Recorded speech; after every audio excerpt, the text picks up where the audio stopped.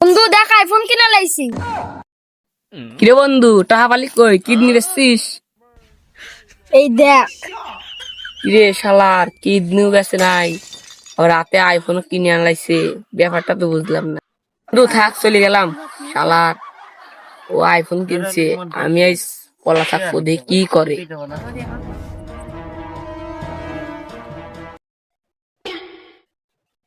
এ কত কত দিবেন? চল।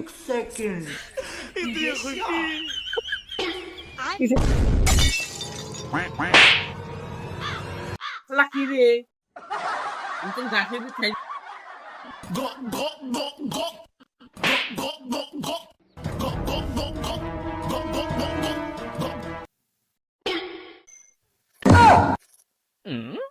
তার মানে এই কাম।